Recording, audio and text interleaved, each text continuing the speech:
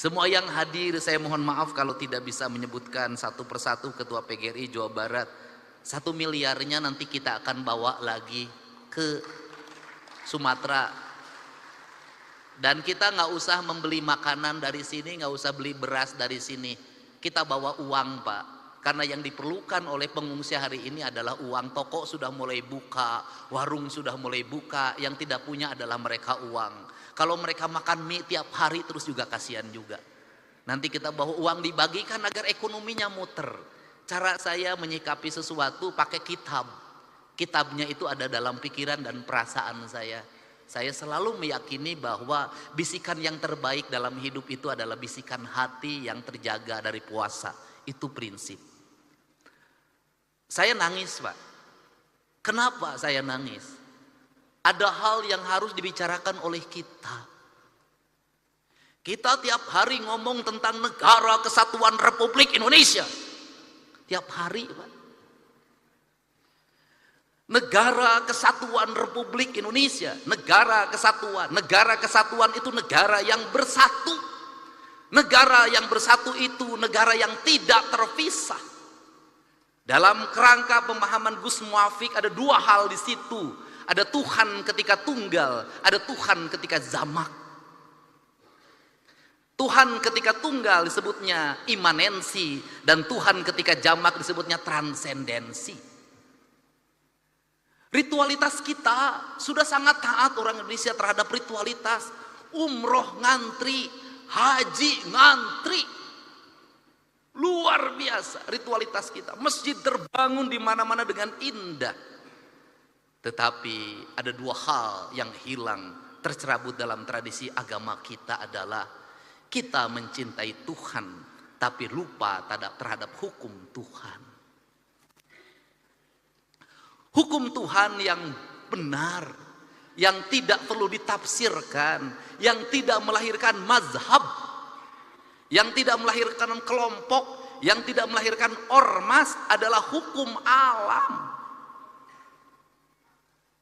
Hukum matahari tidak akan pernah berubah. Hukum tanah tidak akan pernah berubah. Hukumnya air tidak akan berubah. Hukumnya udara tidak akan pernah berubah. Tidak perlu pakai tafsir.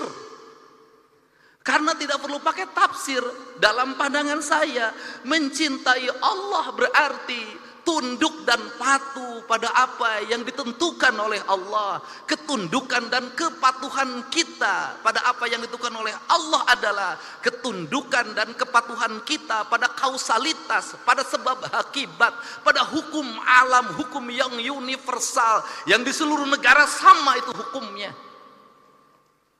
Sehingga seorang nasionalis, dia akan menangis ketika hutannya dibabat. Seorang nasionalis, dia akan menangis ketika hulu-hulu sungainya diuruk. Seorang nasionalis, dia akan menangis ketika mata airnya makin mengering. Kalau kita mengaku mencintai NKRI, mengaku menjadi nasionalis, membiarkan hutan dibabat, membiarkan sungai diuruk, membiarkan laut diuruk, dan membiarkan mata air mengering, saya katakan Anda pembohong. Dan Anda tidak mencintai Indonesia. Saya secara pribadi hari ini anak-anak muda, Kak Kuarnas mulai posting di media sosial, mereka menggugat, Pak. Apa yang mereka gugat? Belanda menjajah Indonesia 350 tahun. Gunung masih utuh, samudra masih terbentang luas, sungai-sungai jernih. Dia meninggalkan perkebunan yang terhampar, bangunan-bangunan yang indah, gedung-gedung yang kokoh, jalan-jalan yang kuat, jembatan kereta api yang kokoh. Indonesia merdeka 80 tahun.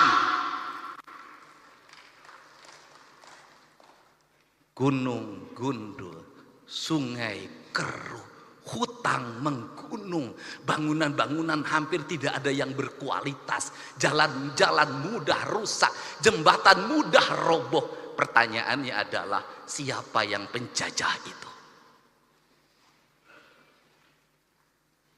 Ini kesadaran, mungkin tidak layak diomongin sama gubernur, tapi saya mewakili hati nurani saya yang selalu ingin saya ungkapkan dimanapun. Kenapa? Ini problem bangsa.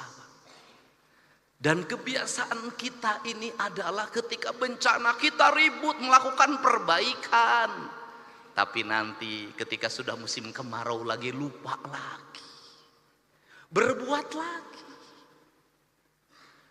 Kenapa saya ngomong begini? Saya punya hitungan ekonomi. Kita dapat dari pembabatan hutan berapa triliun. Kita dapat dari pengambilan pasir berapa, dari pengambilan gunung berapa.